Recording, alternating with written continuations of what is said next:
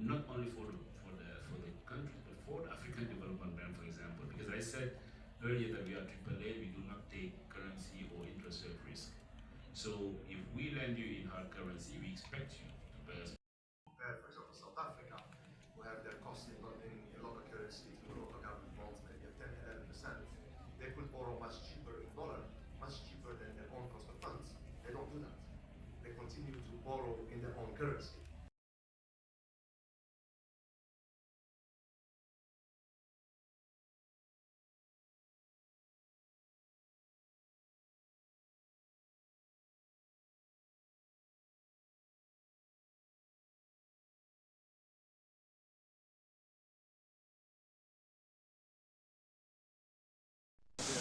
Investments coming in from the US and other regions. This will create employment, entrepreneurship, more energy, and infrastructure projects that will allow not only Kenya but all other African members to ensure that there is seamless connectivity, especially with the custom unions, especially with the route to market, and innovation and technology playing a big impact in the Africa transformation.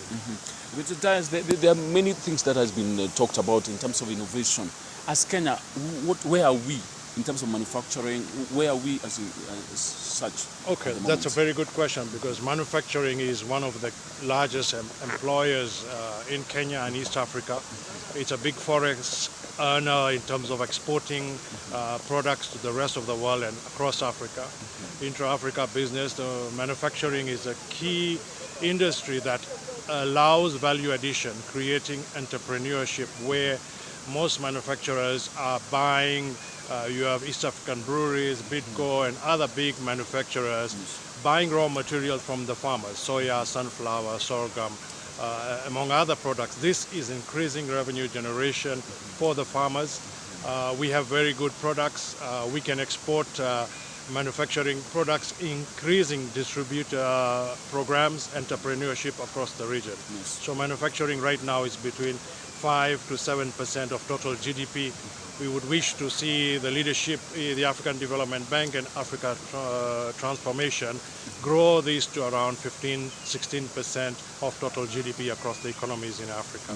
Because the other day they say that they are going to support the small enterprise innovative entrepreneurs. So as Kenya, because this is a big transformation that is going on here, as Kenya, after this, what should we expect from the manufacturing? So I think the Africa Development Bank and other financial partners, the IMF, the World Bank, the Africa Continental Trade Agreement, that is where we'll allow the youths to be entrepreneurs.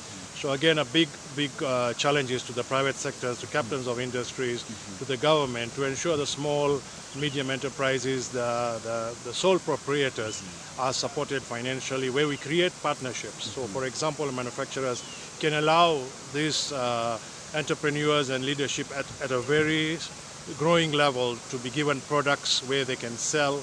The consumption, the population is growing not only in Kenya, across Africa. We are nearly going to be 1.3 billion people market. So we can allow the youth and the leaders to sell these products, to export these products. This will encourage entrepreneurship, which is really needed. We cannot employ everyone. Employment is a key success factor from today's conference and from private sector investment. We encourage the government to have more discussions, reduce the cost of power, make it more easier to do business in the region, so that manufacturers and other investors globally can come and increase employment, innovation and technology investments. And the last one is another issue that has been rising here is the issue of AI, because some African leaders are saying that we are behind in terms of, because AI has passed us. So I don't know how are we. The moment we are going to implement the AI in our organizations, is there issue of losing jobs? Are we going to lose, and how will you tackle that in terms of creating employment? Very good question. For example, artificial intelligence is here with us. We are right in the front. We are adapting artificial intelligence in manufacturing. We have robotics. We are doing predictive analysis in all our solutions. From Adili, we have a new AML, CFT solutions, global solutions. So we are confident that AI will change the world, will change Africa, will change the way we do business. We have adopted AI. Infrastructures are set up now for AI solutions, and we will continue to bring more investments with global partners to ensure that AI goes across the business. The government is using AI, predictive analysis, so is the private sector, and we believe more investment is required in this region. Wonderful. Thank you. Thank you so much, my brother. Thank you so much. The head of state, thank you, Chairperson of the African Union Commission, and thank you, Chairperson of the Board of Governors.